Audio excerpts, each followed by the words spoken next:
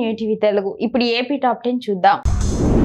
ఈ నెల 24 నుండి ప్రారంభం కానున్న ముసునూరు మండలం బలివేలు శ్రీ రామలింగేశ్వర స్వామి మహాశివరాత్రి ఉత్సవాలను అధికారులు విజయవంతం చేయాలని నూజివీడు సబ్ కలెక్టర్ స్వర్ణరాజు ఆదేశించారు.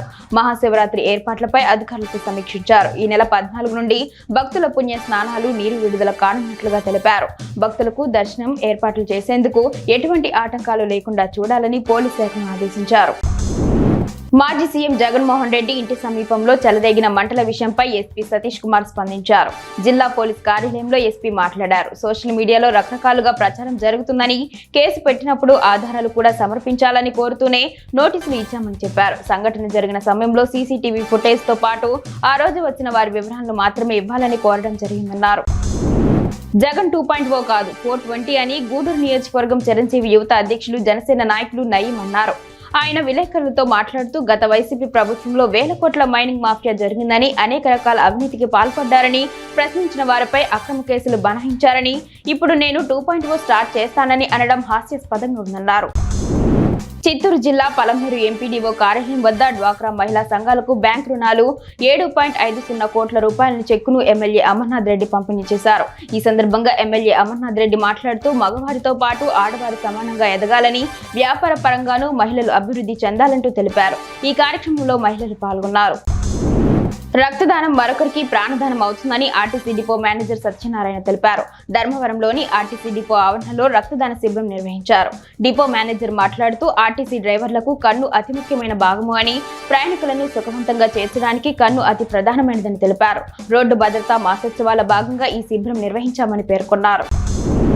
దర్శి పట్టణంలోని అద్దంకి రోడ్డులో గల మినీ స్టేడియం ప్రాంతాన్ని దర్శి నియోజకవర్గ టీడీపీ ఇన్ఛార్జ్ గొట్టిపాటి లక్ష్మి అధికారులతో కలిసి పరిశీలించారు. స్టేడియం నిర్మాణం పూర్తి చేసేందుకు నిధులు మంజూరు చేయాలని రాష్ట్ర క్రీడా శాఖ మంత్రి రాంప్రసాద్ రెడ్డిని కోరగా అంచనాలు రూపొందించి ప్రభుత్వానికి పంపాలని తెలియజేశారన్నారు. ఈ నేపథ్యంలో అధికారులతో కలిసి పరిశీలించడం జరిగిందని ఆమె తెలిపారు. ప్రకాశం జిల్లా Giddalur MLA Muthumula Ashok Reddy BC hostel ను ఆకస్మికంగా సందర్శించారు. విద్యార్థులతో కలిసి ఆహారాన్ని భుజించిన ఎమ్మెల్యే అశోక్ రెడ్డి విద్యార్థుల సమస్యలను అడిగి తెలుసుకున్నారు. ప్రభుత్వం అందిస్తున్న సదుపాయాలను కల్పించడంతో పాటు మెనూ ప్రకారం విద్యార్థులకు ఆహారం అందించాలని అధికారులను ఎమ్మెల్యే అశోక్ రెడ్డి ఆదేశించారు.